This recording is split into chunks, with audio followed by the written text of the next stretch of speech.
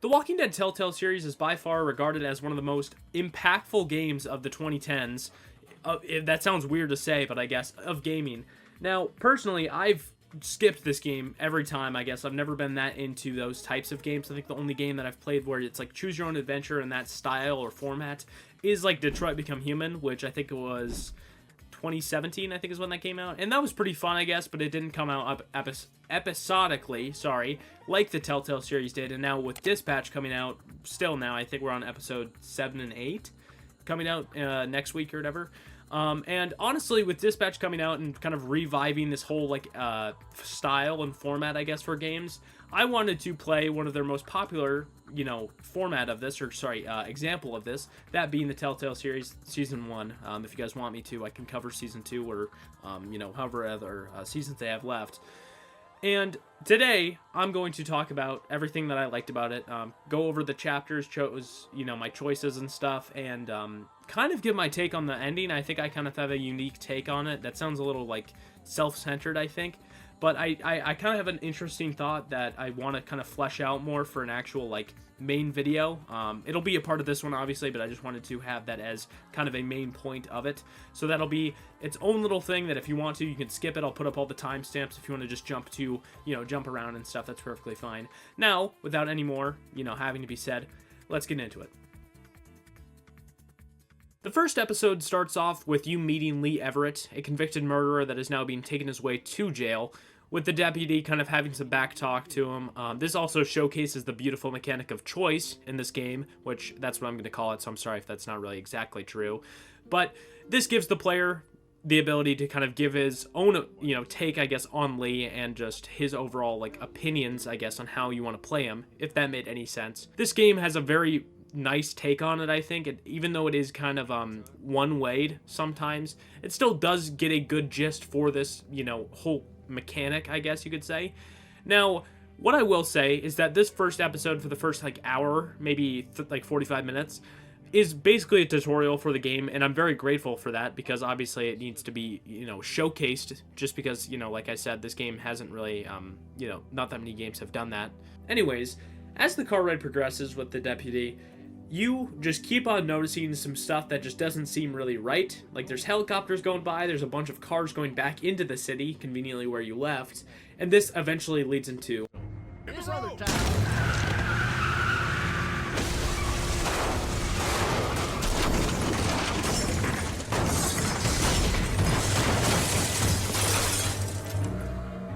As Lee escapes from the car crash, he sees something in the distance as he's walking over to it. With him breaking his leg, or getting injured in his leg, I should say, he keeps on tripping over stuff. I don't know how it is, but it's basically like a Scream movie, if you've ever seen one of those. Bailey, if you want, you can throw in a clip. It is truly wonderful on how many times he stumbles over himself. It's very funny. I don't know. I showed my mom this game, and she was hysterical the entire time. I don't know why, but it's such a fun little action sequence there, I guess. But that showcases the walkers in this game. I'm not a huge Walking Dead fan other than this game, actually. So other than that, though, I really don't know that much about this universe that they have. I know this is based on the comics. Don't, call me out in the comments. But I just wanted to say that quick, just so if anything doesn't match up or add up to what I kind of got out of it in this, video, let me know, please. Yeah. Lee escapes by jumping over a fence into a backyard, this being Clementine's house. We don't know that until later, obviously. But Lee enters the house looking for help, and just, since he is injured, he's looking for a way to get fixed. And afterwards, he just kind of has to search the house to get help. You later hear some messages talking to a babysitter looking after Clementine. And it shows Savannah, was where they were at, Clementine's parents, who is a doctor and I'm not entirely sure, actually, an engineer, I think. So, with that giving a little bit more context, I guess, that kind of gives Clementine a good way to introduce herself after you find a radio in the house. After they're done talking to each other, Clementine notices something off in the background, that being the babysitter that just recently turned, and that causes Clementine to run down and save Lee, surprisingly, after he has to fend off himself from her just kind of being on top of him or whatever. However, you have the choice to either stay the night or try to wait until later, or go right now so you can try to find help from other people. I chose, personally, to go out during the day, but when I played this with my mom, at least the first episode, she was like, we're staying it out, we're thugging it out, and I guess that's an okay choice as well. There's a couple of differences that I will point out later, such as like Chet, I think that's his name, he's dead in the night version, but in the first, or if you go right away, you're perfectly fine with him. And then, anyways, no matter what, this will take you to the Herschel's farm. When you arrive, you have to introduce yourself, obviously, to the people that live there, that being Sean and Herschel. I believe that's the father's name, I'm not entirely sure. Sean is the son that you meet, who originally took you there in the first place. After a quick little interrogation session with Herschel, Lee and Clementine are put into the barn for a place to sleep alongside a couple of other families. The one that you do meet, though, is Kenny, Katja, and Duck. Don't ask me why his name is Duck. I think it's because he's dumb as a bag of bricks. I'm not entirely sure. I'm trying to remember. After talking to Kenny, you can learn some of his motives, that being wanting to move as far as they can to get on a boat and just live out there until at least the government kind of fixes the situation. This obviously does not happen because there's a total of 4 more episodes. But after you're done talking to Kenny and the family, you help out Sean build the fence, just with him wanting to kind of rebuild and get the barrier better, I guess is the right word. And this eventually leads to the fate of Sean. No matter what you do, even if you do save or attempt to save Duck, no matter what, he dies, which is really annoying. I was really looking forward to talking to Sean more, and honestly, this is where I start to realize that the game is fun.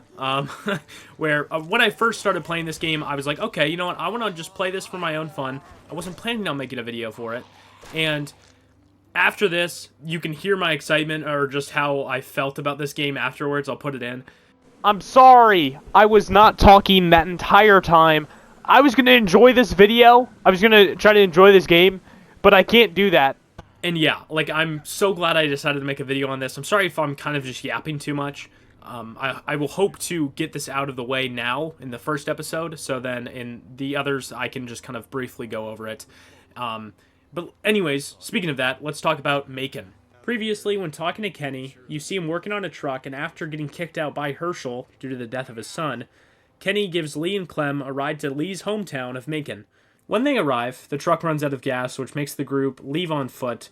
After an ambush of walkers attack them, survivors from a nearby convenience store comes to their rescue, that being Lily, Larry, Doug, Glenn, and my favorite, Carly. When we're inside the store, an argument starts about how untrusted the group is, since obviously they don't know him. This showcases more of the choice whether you want to side with either Lily and Larry or Kenny. These affect the relationships in the future. For me, I agreed with Kenny 100% of the way because I'm a dog. And later, I got clocked by Larry. I still find that funny and how that didn't even happen in some other playthroughs. When things die down, Larry has a heart scare almost, which leads to us needing to find nitroglycerin pills, that being in the pharmacy part of the store, which is kind of a slower part, I guess, for the first half. You go into the office looking for stuff, or a way into the pharmacy, which leads into more backstory, I guess, for Lee, for the player to realize, and is honestly one of my more favorite clips in the entire game. It's weird. Take a look. Yeah, the realization. Don't Find anything?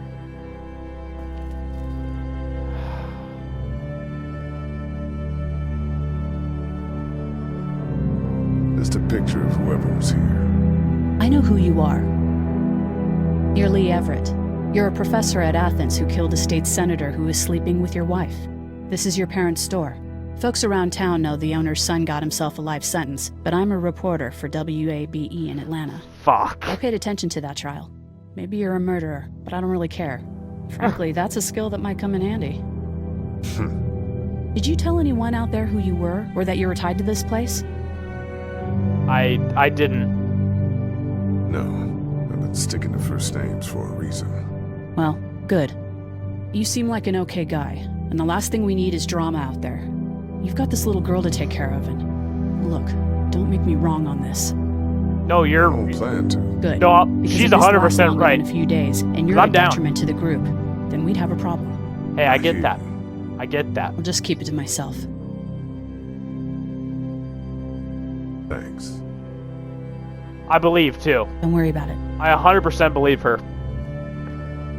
That's a great fucking thing. That's nice that she... I mean, it makes sense that she's a fucking reporter. Yeah, like, I'm gonna notice it, you know? When you're done looking in the office, Glenn calls the radio that was shared between Clem and Lee, needing help from a nearby motor inn. Lee and Carly go over to help, and afterwards, they get the idea to have that as kind of a home base for the future. When they come back, Doug somehow nerds out to help Lee get the keys from a nearby body that turns out to be Lee's brother. Finally, after we open up the pharmacy, the alarm goes off, bringing basically every walker in Macon towards the building, making this kind of a last stand for the group. At least for 2 people. Depending on who you choose, you can either kill off Carly or Doug. Since, like I mentioned, Carly is, my favorite, I chose Carly to save, obviously. That was an easy choice. The game occasionally just throws out random punches at Doug, which I find funny. They're like, shut the fuck up, Doug. And with all of that being said, that's the end of the episode. This game is very known for having very good cliffhangers, I would say. The only time I did not play back-to-back episodes was 4 and 5. That'll be talked about later, obviously. But I really did like that format of kind of playing 1 episode a night. That was very refreshing for me, just to have something to look forward to. Not like I don't like playing games anymore, but this was definitely a nice breath of fresh air, you could say. And yeah, let's talk about... Episode 2 takes place seemingly a couple of weeks or even months later from where we left off at the motor inn. But before they show us that, we get introduced to a new character named Mark, who's another person of feed in the eyes of Lily. The big focus for the group and in this episode is how they really want to survive the winter, obviously. But alongside this, Kenny and Lily have been at odds with each other due to how they want to run the group, if you will. Also, I forgot to mention Ben. He's a senior in high school, I believe. I'm only guessing this just because of the Letterman jacket he always wears. He's not important in this episode, but I just thought I should mention him just because, obviously he does play a bigger role later. After a fight between Kenny and Lily, Lily decides to give Lee the last of the rations to show on how difficult her job is. This gives the player full control of who they want to give food to. For me personally, I chose Duck, Clementine, Kenny, and Mark. I don't know why I didn't choose Carly. She turned me down. Afterwards, when the group starts to bicker again, 2 guys seen in the background start asking for any possible help. To be honest, they're really asking for gasoline. For the generator to their electric fence, making their house impenetrable to walkers. This makes the group freak out and put it to a vote to see if it would be a safer option there or to kind of thug it out at the Motel Inn. Now, for me personally, I voted against it. I could smell this a mile away. It's a common trope, I want to say, in these types of games or just pieces of media. And I just knew immediately something was off. And boy, was I fucking right. No matter what, you'll end up going over to the farmhouse to see if it's safe. For me, Carly, Mark, and Ben went along. I don't know if this can change. I just thought I should mention that. But when you get there, Carly and Ben go back to, help move and pack up the remaining people that are still left at the motor inn. Back to Lee, after we made it to the dairy, Andy and Danny, the 2 brothers we met at the motor inn, they decided to give us a quick little tour of the farm, leading into Mark and Lee needing to clear off the electrical fence around the perimeter to make sure everything works whenever they start it up again. Halfway through the checkup, Lee and Mark get attacked by bandits, ending up with Mark getting shot in the, chest area, I suppose, with an arrow. After Mark and Lee escape, they confront the brothers for lying about how this place is a quote-unquote safe haven. And when, obviously, the brothers hear this, they assure them that this is like a one-time thing. And, obviously with the group arriving, that kind of throws everyone else on edge too, which is just more proof that I was right in the first place. But, oh boy, was I right, When the brothers are done talking, Brenda, the mother of the 2, takes in Mark to help fix his wounds, and later tells the group of a long-awaited supper. This will be important for later. In the meantime, you can check up on Clementine, but eventually you have to talk to Danny. He gets you to tag along in looking for the bandits responsible for the attack. However, when you find a camp, it's a barren wasteland. Nothing really screaming bandit to Lee, and alongside that, Danny's just acting weird. When Lee looks through the tent, he only finds one thing, Clementine's hat, which I forgot to mention this. Clementine just lost her hat like 3 days ago before the episode takes place. Don't know why they included that until obviously this point. I kind of knew something was off in the first place, but whatever, I'm not going to act like a psychic. After a quick jump scare, you meet Jolene, the person's camp we just raided, and who initiates a Mexican stand. Whether you want to ask more from her or put an end to this, you can choose to let Danny do it, indirectly of course. But if you want, you can take matters into your own hands and kill her. I did not do this. I made Danny do this. I knew this was kind of just a weird thing to do in the first place. It was out of character for Lee, I felt. And still, like you said, or like I showed, Danny kills her immediately. Not mine for...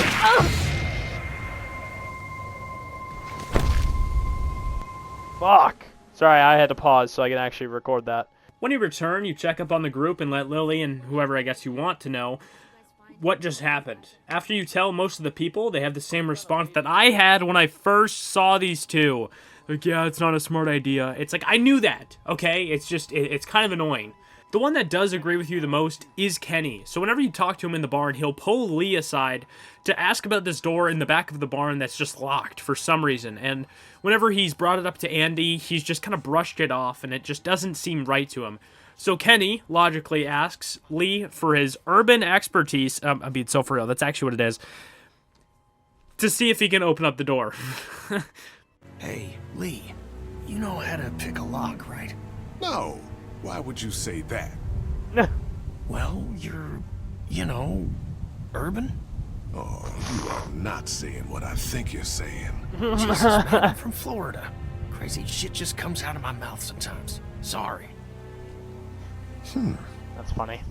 When you get away to distract Andy and to get a tool to get the lock off the door, you find a blood-covered room full of bloody tools that doesn't really add up to their story of being a dairy farm. Lee, obviously shocked with what he's seen, Andy comes up behind him and tells him supper is ready, reassuring Lee that this isn't something to worry about and how he should just come back and everything will be okay. Before they start dinner, Lee takes a moment to freshen up beforehand.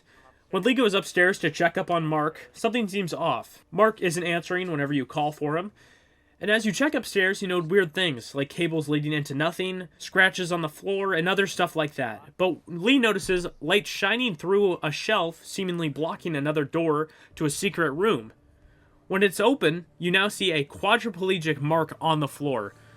And all he tells us is not to eat supper. Mark, what the hell happened? What the fuck? Brothers. What the hell happened to your legs, man? Don't eat dinner. Oh my god. It's gonna be fucking them, dude. It's gonna be his legs. Clementine.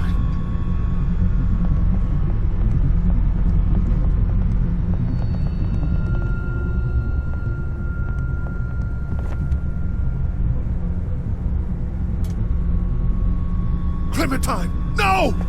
Huh? Lee, Jesus, man. Did you find something? Oh, sit your ass down, Lee. This lady has made you a meal. I'm reaching for the Lee, gun. what's gotten into you? I'm reaching for the gun. I'm reaching for the gun. They I'm can reaching. use some goddamn manners. Mark is upstairs with his fucking legs cut off. Yeah. You're eating him. That's crazy. The hell? Now. You're scaring the kids, Lee.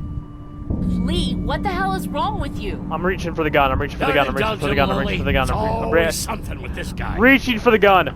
Mom, I was eating that. What is going on? They're picking us off to trade as meat. You're out of your skull. Mark is upstairs right now with no legs! Brenda, tell me he's not being eaten right now.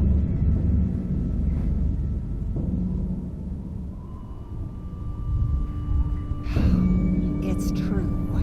You fucking Everything bitch. could have turned out okay for you folks. He would have died anyway. We gotta think about living. Settle down, honey. Growing up in rural Georgia, you're taught not to waste. It's how I was raised and how I raised my boys. Now, you got monsters roaming around that do nothing but eat people. And for what? To continue to rot till they eat some more. We think we can put that meat to better use. You're all sick. Sick in the head. Lee, that's not a very nice thing to imply. Fuck you. Andy Reach is for the right. gun. We Reach go for the after gun. folks who were gonna die anyways, one way or another. Like y'all. Clementine, run! Nobody's going anywhere. What the fuck? I should have Got fucking grabbed the lots knife. of use for y'all right here. That was a dumb idea. The fucking what? Put your guns down! We're walking out of here! my Mommy, family. I don't want to die. Mommy, what did I eat? Everyone, everything will be okay. Lee? Lee? Oh my god, you fucking cuck. Yeah. Let Let go go of of her, her. you son of a bitch! Let go of her. Yeah, fucking, yeah. Lieutenant Dan is coming to the rescue right there. Yeah. Please. Someone.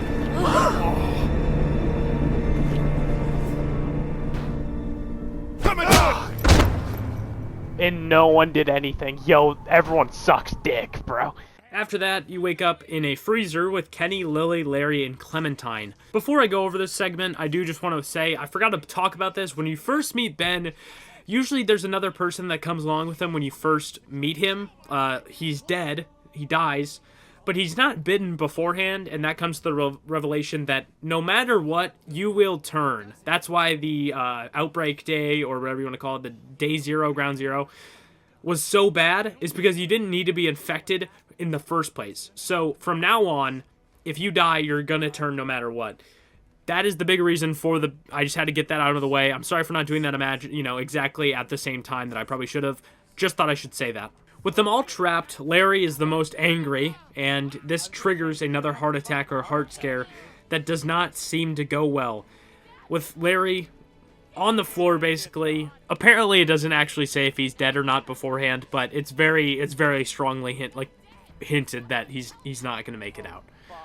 Knowing this and what we known prior, Kenny decides to put an end to Larry no matter what. There's no change you could have, and I chose to agree with Kenny. I'm not going to lie, Kenny and I are diehards in this game, and this really sets that down.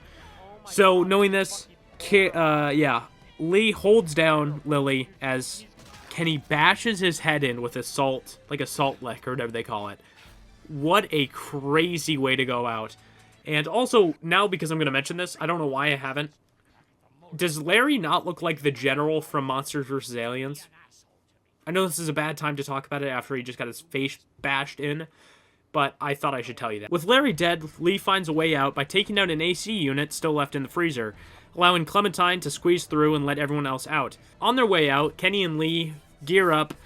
I think I chose the cattle prod, I'm not entirely sure. But as they make their way out, you see Danny looking at his rifle because he's obsessed with it or whatever. And, when he's polishing it off, Kenny and Lee kind of talk. They get into a stall and kind of hold out to wait out, because Andy walks up and starts talking to Danny. And when they're about to attack, Danny gets the jump on them. Now, somehow, Lee grabs the barrel of the gun, pulls it up, and then he walks into a bear trap. I'm not entirely sure why that was there in the first place, but I'm not going to question it. And I chose to spare Danny, I'm not going to lie. I don't know why. I feel like if anyone should have died, it should have been Danny in the most respectful way. But, Larry was going to die anyways. It just sucks. And then either way, Lily goes up to you later and she's like, wow, you could spare him, but not my dad. It's like, you know what? Good point. Valid point. Very valid point. This motherfucker, bro. My bad. You know what, actually, could I change my mind? Could I actually change my mind? That's a good point. That's a very valid point. Did not think about that until she pointed it out. It points out a lot of these flaws, which I really do like, and I will talk about in the last episode. I know this has already been a long video, so thank you very much for thugging it out. But the episode 5, I have a very interesting take, I think, and I want to go into that more. With Danny being dealt with, Lee goes to the house to look for Katja and Doc, but when he enters, he sees Brenda using Kat as a human shield. Now, as Lee walks towards Brenda, she keeps on backing up the stairs, with the lightning going off in the background. The window, flashing obviously, illuminates a now turned Mark kind of up at the banister, swiping away. So that gives the player, obviously, the idea to keep on walking towards Brenda to make her go up and get bit by Mark. This works beautifully, and that is like a really cool kill in this game, and I will say that. With just Andy left, when we walk out, we see Andy holding Duck at rifle point. Kenny attempts to get rid of him when he gets shot in the gut. This doesn't lead up to anything, but it's just for kind of effects. Honestly, they don't really bring it up. Lee gets a hold of Andy and goes to town on him, literally recreating the scene in Invincible. Even though he shouldn't be alive still, I decided to spare him because I'm a good person. On our way back to the motor inn, the group finds an abandoned car. Looking into it, it looks like it basically has everything the group has been needing. That being said, Clementine pulls Lee back to let him know that she doesn't feel good about taking stuff from someone who still might need it.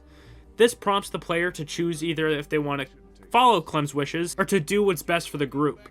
I decided to not take from the car just because I felt like it would be the best for Lee's relationship with Clem, especially with how, this episode has been very grueling on Clementine, and that was kind of my thought process of just wanting to stay on her side so then she feels more comfortable, I guess, and not to ruin up everything, I guess, prior that I built up. I don't think that's entirely how it works, because I think, like, there's some benefits for it. I think you get, like, a cool sweatshirt, which is cool, but that's all I really know, honestly, from this different, if you actually do loot it.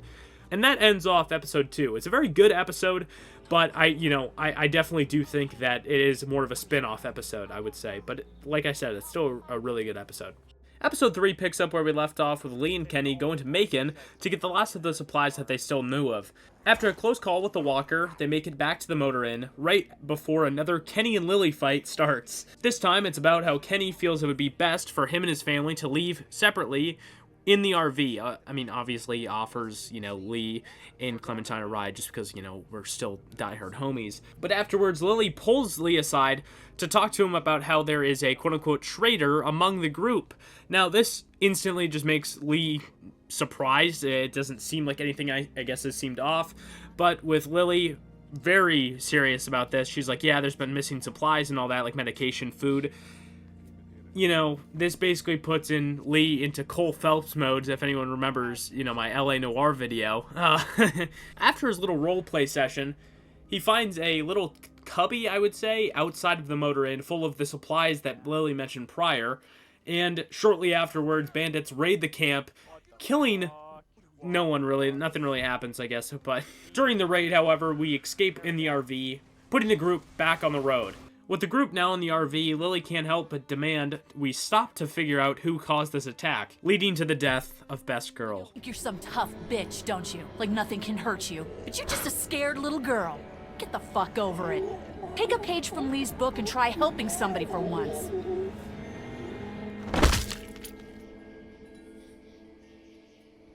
Now, what Oh my god. the fuck's Oh my the god. problem? Oh my god.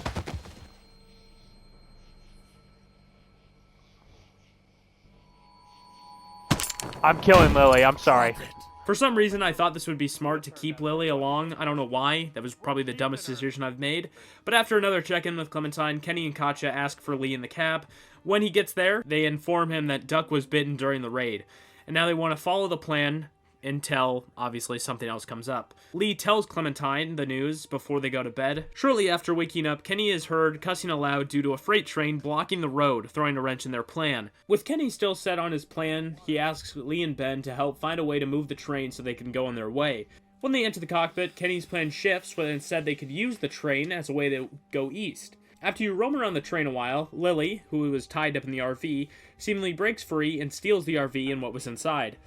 With the group being set on using the train now as a way out, we find a homeless man in the back of the trailer car by the name of Chuck, pulling Lee aside to question his authority over Clementine. This is a common trope, by the way, for every other character you meet in this game, which is like one of the big talking points I wanted to have about, episode 5. In the conversation, though, I will say I was pretty defensive, but, to be honest, he was making very good points that I'm glad Lee acknowledges no matter what, even if you are kind of an asshole to him. I should mention the tips that he told us to talk to Clem about, I suppose. It is to have a plan, which our plan was to go to Savannah to look for her parents, or just to have, I guess, Savannah as a backup plan, and to go with Kenny if needed to, on the boat that he keeps on talking about, and to teach her how to defend herself. So in the trailer car, for some reason, we teach her how to shoot a gun, which, it works, I just find it funny that that's what we're using ammo on, but I guess ammo doesn't seem to be a problem in this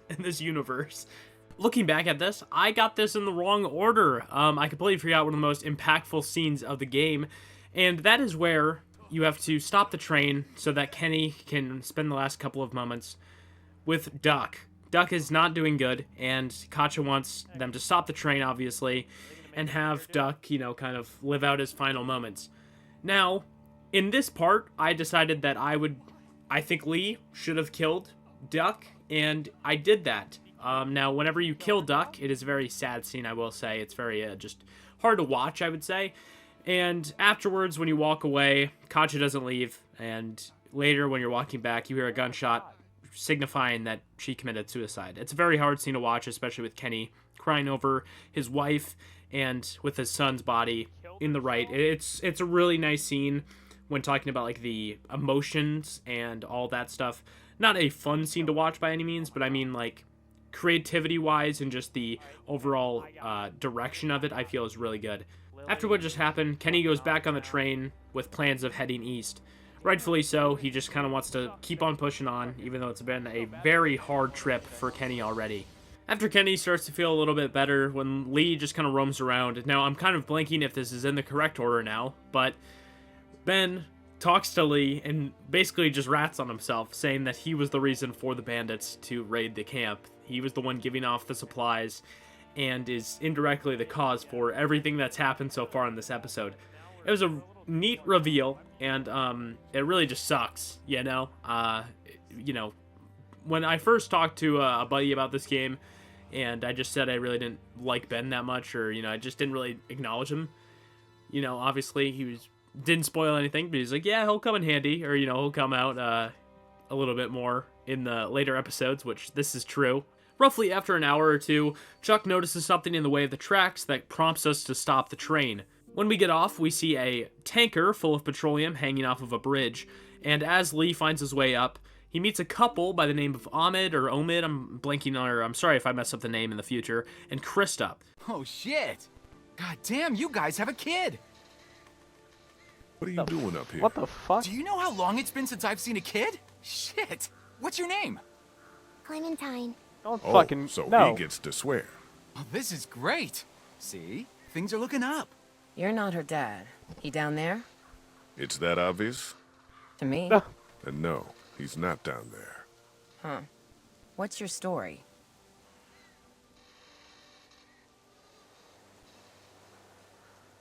I came across Clementine alone. First day all of this happened. I was actually incarcerated. Sick. Do you have any prison tats? I didn't make it that far. And everybody down there, they're cool? No, I don't like this. This is fucking weird. When they're done talking, Clementine and Lee make their way over to a train station nearby to get a blowtorch to help cut down the tanker overhanging the tracks. But when they're there, Clementine gets ambushed by a bunch of walkers, prompting her to defend herself with all the tips and tools that we kind of gave her before, thankfully. After another barrage of questions from basically anyone who doesn't know Lee and Clementine's relationship at this point, they make their way back up to the bridge to cut down the tanker, and when it is down, it causes a bunch of walkers to hoard the group, and this leads to Omid, I'm gonna keep on messing up the name no matter what, and Lee to jump off the bridge. I decided to just go without him, honestly, because at this point I still didn't really trust them. You can blame Danny and Andy for that. With Lee in the train, he can decide who to save first. I decided to save Krista first, even though, it really doesn't matter. I think it just depends on who she gets mad at, which is kind of funny. I think Omid gets, mad for not saving her, and it's a fucking shit show. But honestly, that ends episode 3. It's a good episode, and let's talk about... It's gotten too bad, You, me, nobody can take all this. But we have. What we're supposed to do isn't clear anymore. I'd give anything to go back to fighting over the motel. Me too. I'll leave you to your thoughts. I just... He's I know... out cold like I've never seen. Wait, what?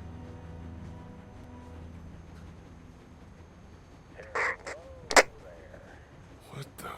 Can't wait for you to get to Savannah, Clementine. I got your parents right here. And you be sure to find me, whether Lee wants you to or not. Now, what I need... Holy shit. I thought that fucking thing was broken. So It did was. I. Who the fuck was that? If he's convinced Clementine that he has her parents... Y'all might want to rethink your plan. Yeah. True that.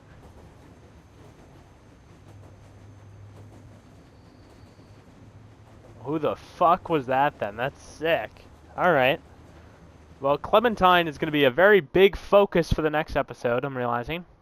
I was correct, with the main focus of this episode being Clementine.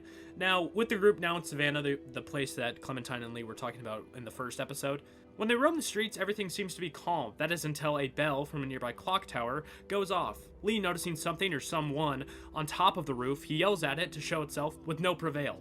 The sound of the bell now alarming the walkers around the area, a voice on the radio tells the group, mainly Lee, to get off the street for their own safety. As they try to leave, a swarm of walkers push the group into a final stand. When Lee and Clementine get separated, Ben, the only person around Clementine, just leaves. I don't know why, he just ditches her. I don't know if you can change this. I just thought that was funny and how he just fucking leaves. This prompts Lee to save Clementine. I missed every shot when I was trying to save her. Chuck comes out of the blue and rescues, Clementine, kind of taking off all of the walkers for, the group's own good, I suppose, and sacrifices himself in the process. When fleeting, the group cuts into a driveway, I want to say. With the group now safe, Kenny and Lee go into the house to see if it's safe, but while they check out the house, Ben doesn't hear from Kenny, and obviously this prompts Lee to go up and check on him in the attic, which is honestly one of my favorite scenes. I'm going to leave it all in whole, but it's just genuinely a beautiful shot scene, and I don't know why, like, they cranked it up to like 11 with the cinematics in these next 2 episodes, so I'm sorry if you get annoyed by me just putting them in whole. Just get the jump scare out of the way. Music's cutting out. I don't like this. Kenny? Oh my god. I actually feel really bad for Kenny, dude. Kenny's been put through the fucking ringer. You okay, man? Oh, Jesus. What the hell is that? Oh my God.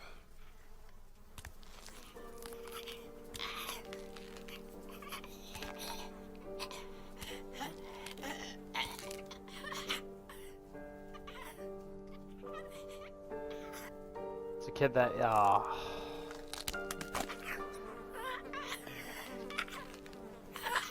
Kinda looks like Duck, don't he? It's just a kid. What the hell happened to him? Ain't nothing on him. Guess he must have been hiding out up here. Starved to death. Jesus Christ. I don't know if I can, Lee. Couldn't do it before. Can't do it now.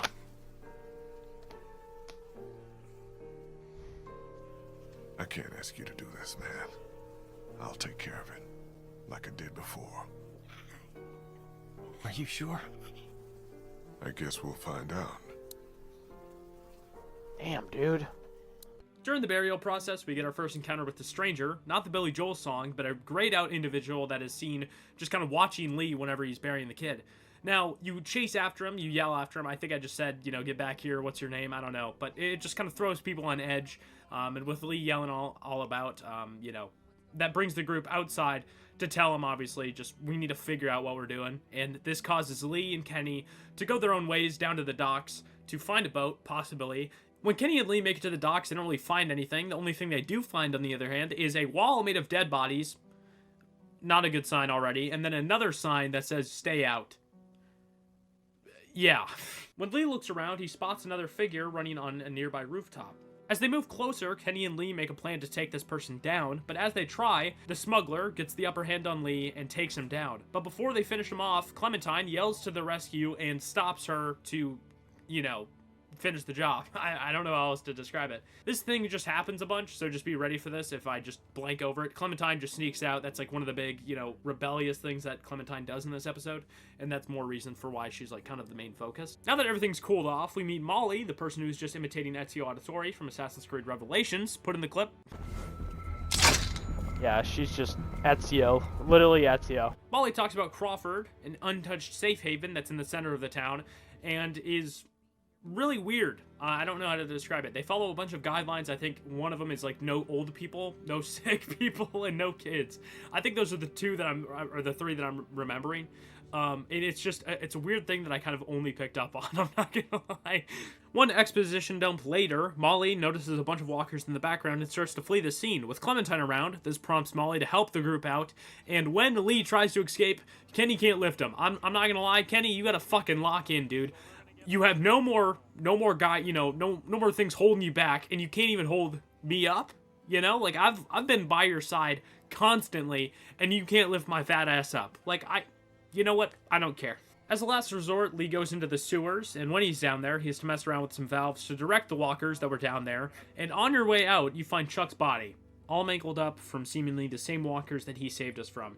When Lee's done, he makes his way further into the sewer, leading to a ladder that's usually out of reach, but with the help of Molly's climbing axe that he borrowed from her, he decides to give it a shot and eat shit.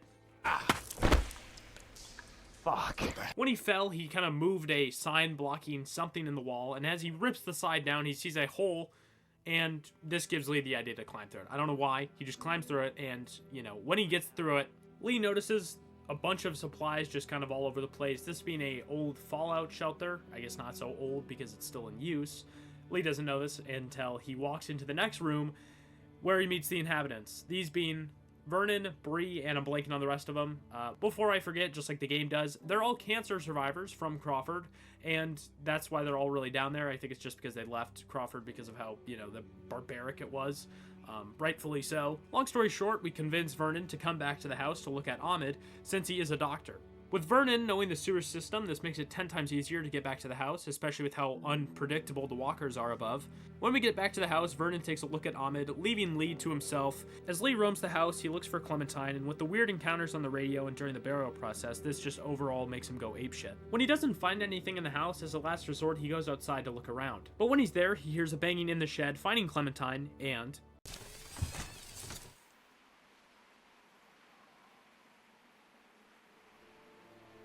No fucking way. checking back on Vernon, he tells Lee that to help Ahmed recover faster, they would need a medication only found in the center of Crawford. Vernon, knowing the sewers like I mentioned prior, he knows a route where they would keep it, the school. Kenny notices when looking at the boat, we need a battery to have a chance for it to work.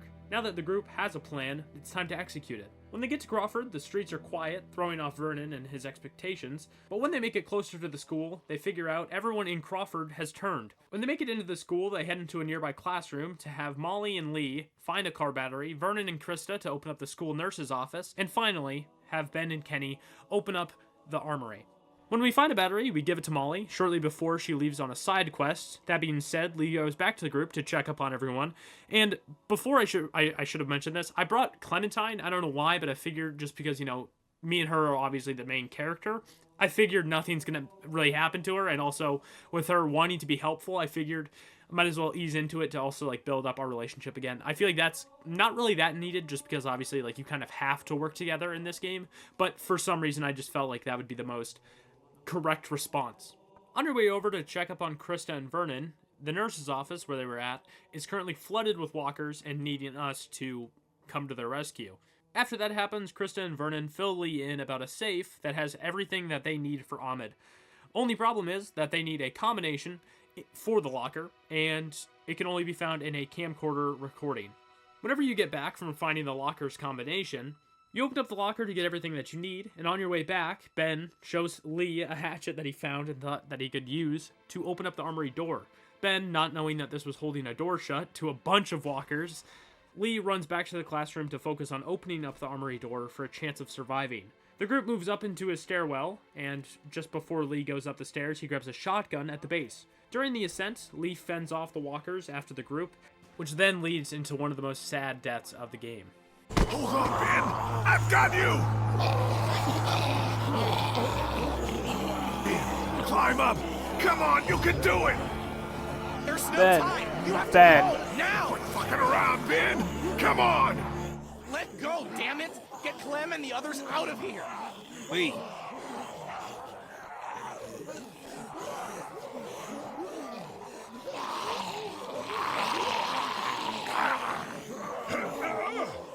Lee, we both know.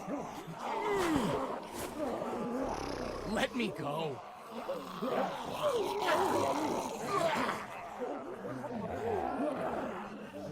Sorry, Ben.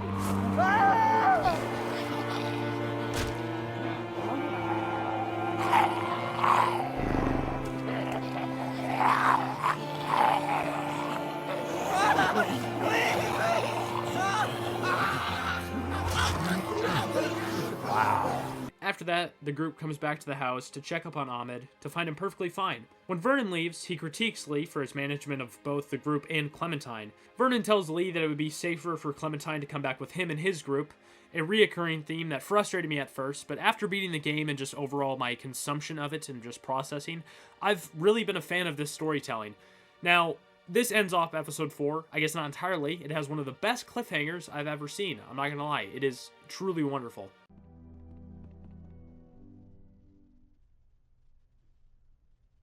Wait, everyone's gone.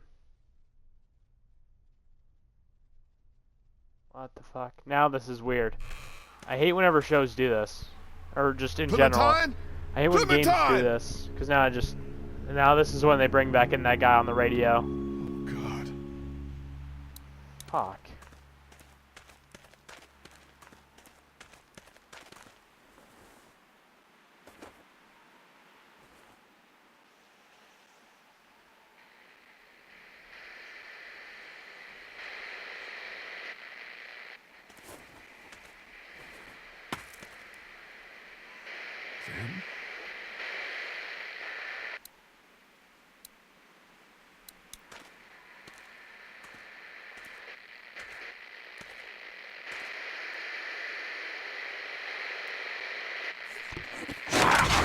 Oh.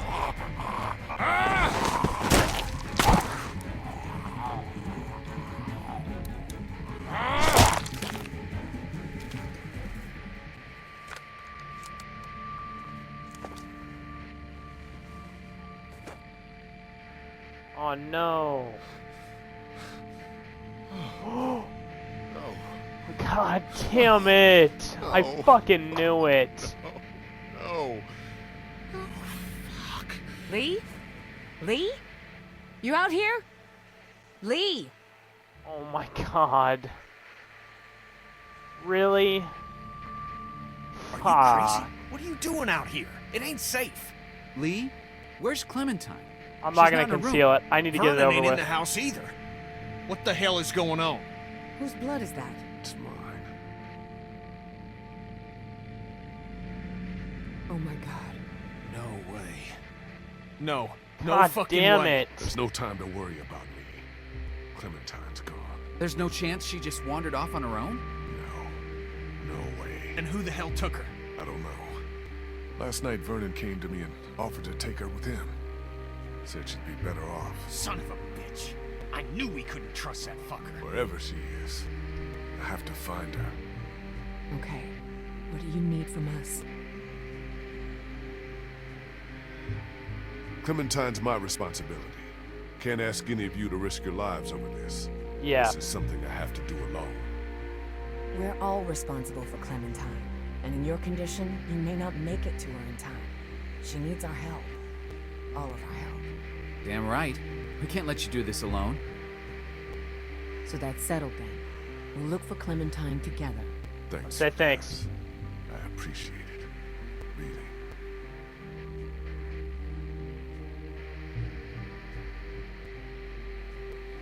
You've always been there for me, Lee. Always had my back when it mattered. What kind of friend would I be if I wasn't there for you now? Fitting or not, I'm with you to the end. You can count on me. Looks like they got out of here in a hurry. Vernon, get out here! There doesn't have to be any trouble here. All I want is the girl. Give her back and nobody needs to get hurt.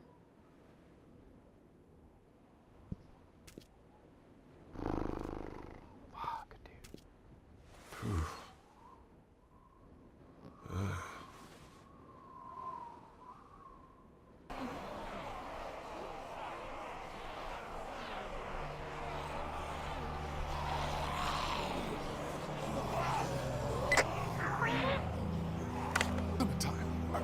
Are you all right?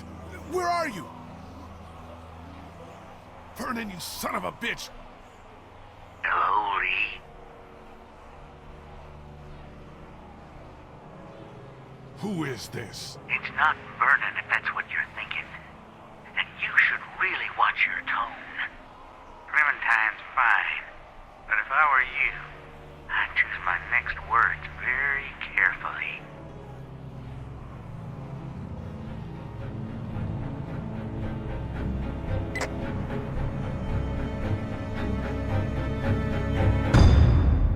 Of course. course, dude. The finale of Season 1 is surprisingly the shortest episode, coming in at about an hour and 32 minutes. That's for my playthrough, at least. And it starts off with a continuation of where we left off at Episode 4. No surprise there.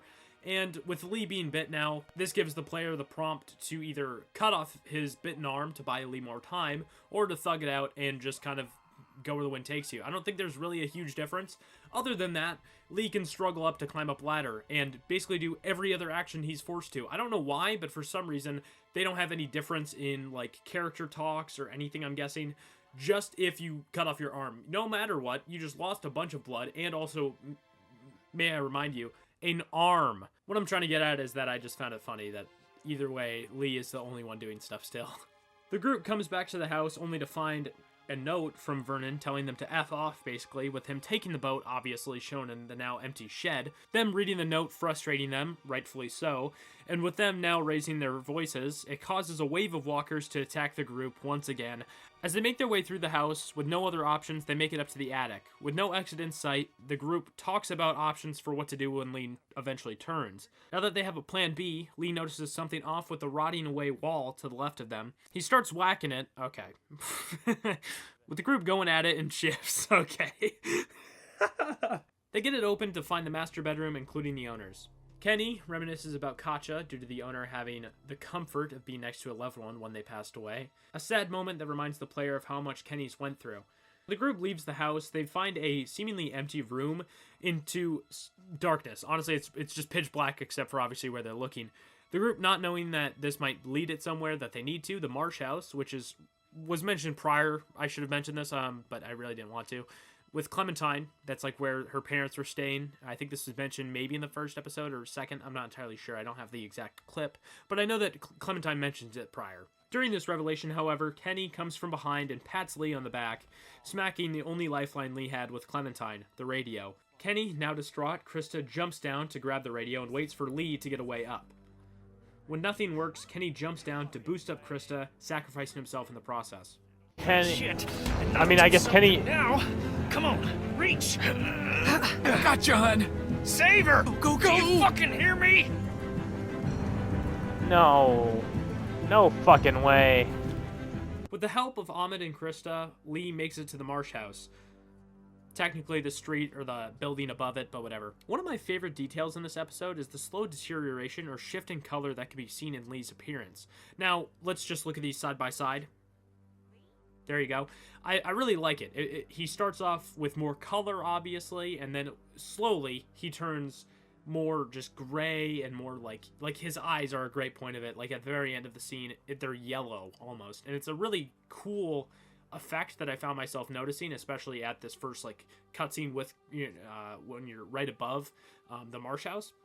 With Lee set on finding Clementine and not having anything else to lose, he drops down to the street full of walkers and hacks as many as he can to the entrance of the hotel.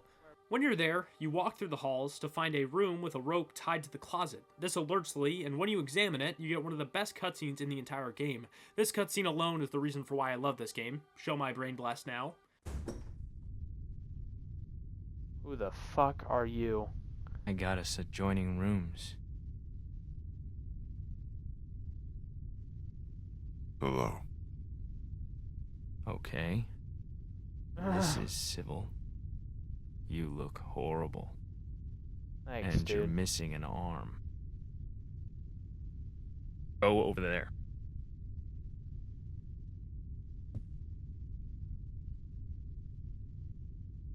Put your things down.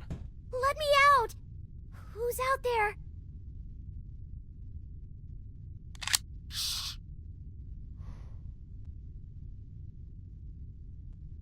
Quiet, please, sweetie. Your No way things. that's her there. actual dad. If that is, that's actually so sad that her fucking dad's a weirdo. Just be cool. Do I not seem cool? No, actually, you seem like a fucking weirdo. Good. Go sit down.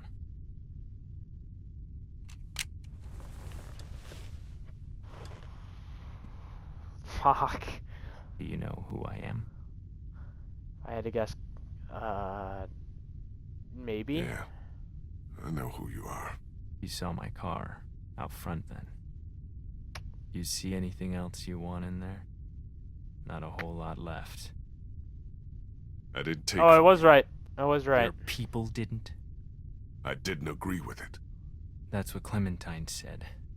Why didn't you? Wasn't right. She didn't want me to.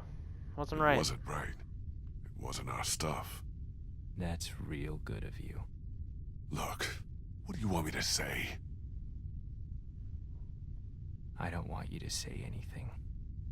I want you to know what happened. Have you ever hurt somebody you care about? Yeah. Yes, of course. Who?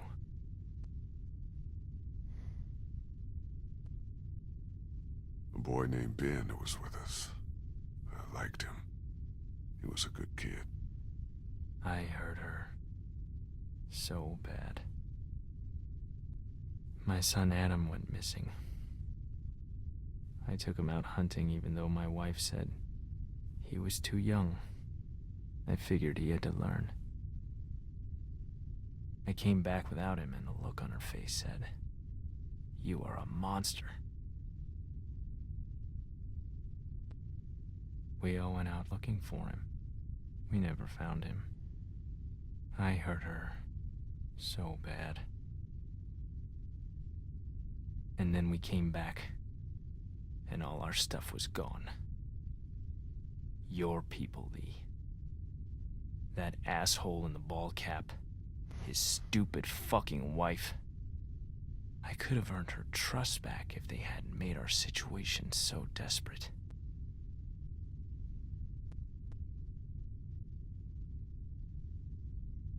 I'm sorry. The hungrier we got, the more she blamed me. Until she finally took our daughter Elizabeth and left. They didn't get far. I found them a day later in the road. Do I look like a monster to you? No. I'm not like you. You walked a little girl into a dairy full of sick people and let them get their hands on her. I was trying to find someplace safe for her. You let a boy get yanked out of a window and into the night so you could protect a pretty girl with a gun. It was impossible to save him, to save them both. You brought her to the most dangerous place in this city where she could have died. It's not the whole story. I couldn't leave her at the house alone. She would have been better off! It's not true. How could you know all this?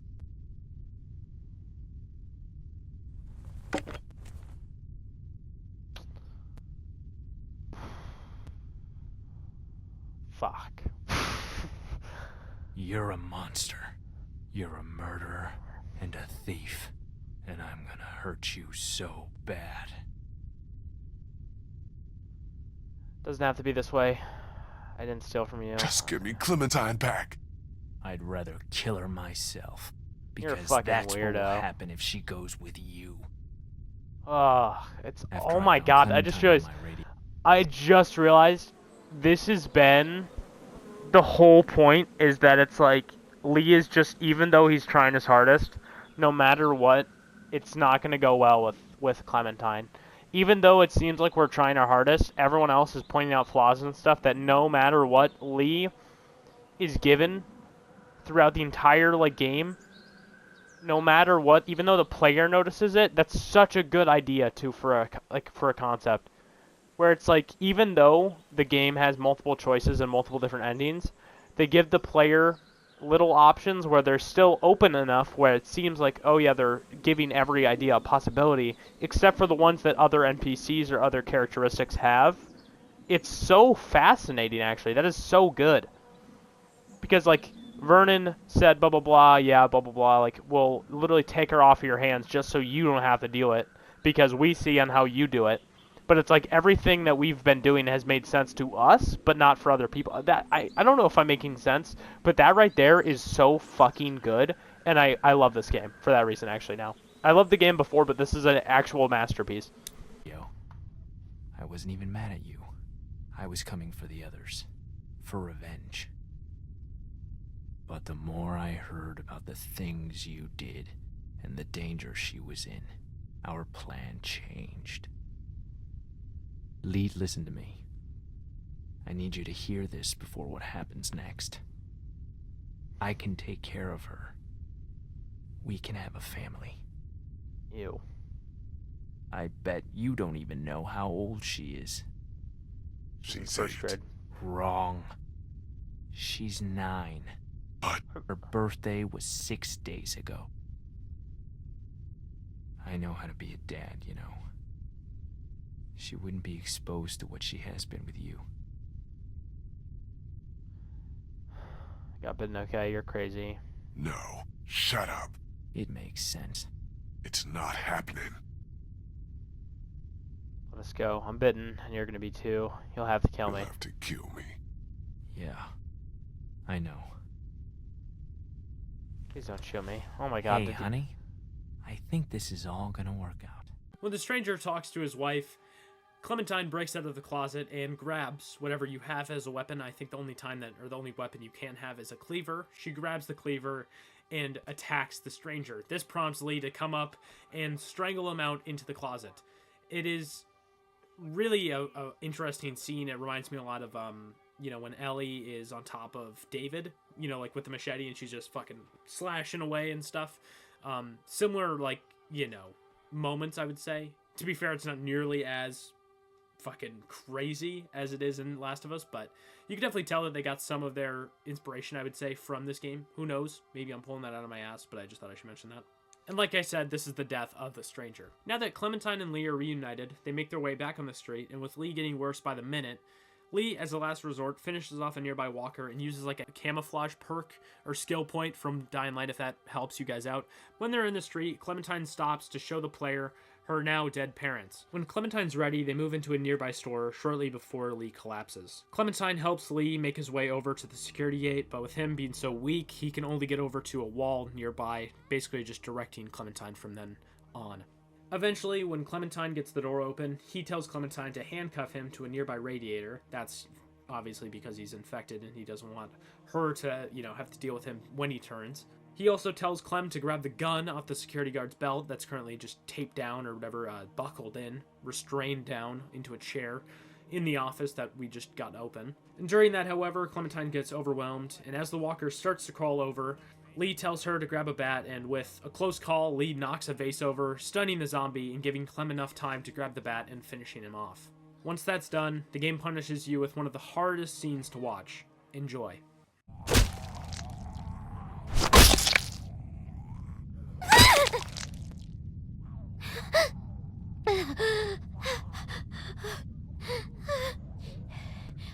I did it. I got him. Great, Clem. Good job.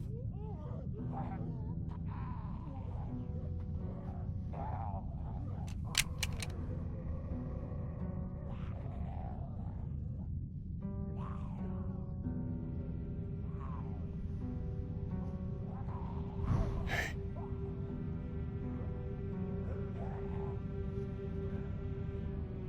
You're strong, Clem. You can do anything. But I'm little. Doesn't mean nothing. You're gonna see bad stuff, but it's okay. My parents. It's so horrible. I can't imagine, sweet pea. And now, you? Please. Please don't be one of them. Please don't become a walker. There's only one thing you can do. You know that. I don't know if I can. You have to shoot me, honey. Lee, no. It's okay. It's okay. Clem, I was standing over Doc holding that gun. It was so hard. I'm sorry you're in that position now. I'd give anything for you not to be. But you just have to point it at me. Close your eyes and be thankful you never have to see me as one of them. You can do it. I know you can. Okay, Lee. I can do it. I can. Find Omid and Krista. They're probably looking for us right now. Stay on high ground. Don't go too far. You'll find them. They'll take good care of you. Damn, bro. They really, dude, they didn't make Clementine cry once.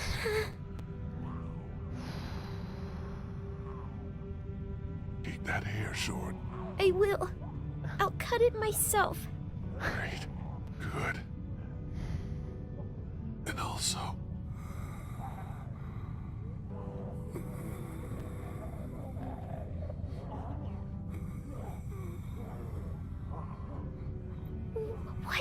What is it? No, don't worry. All right.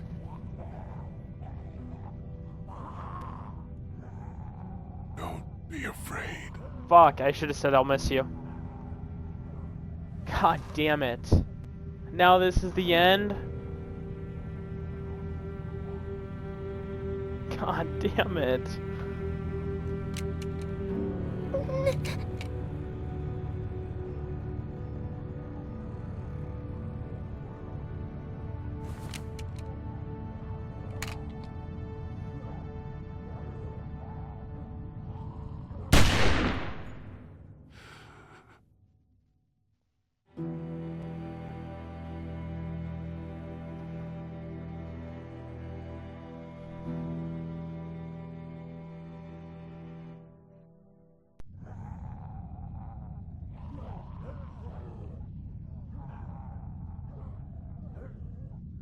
Wow.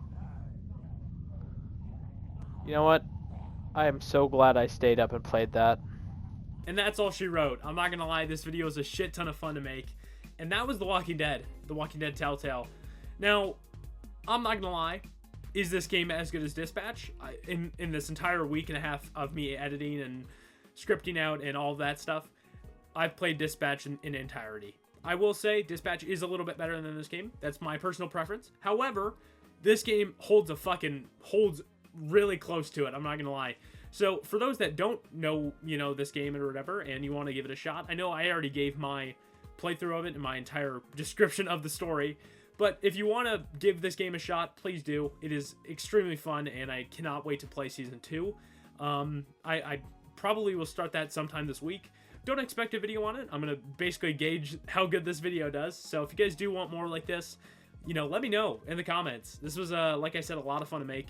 And this book, this fucking composition textbook, shout out, I'm in love. I don't know how to keep on saying this without just yip-yapping, but I had a lot of fun making this.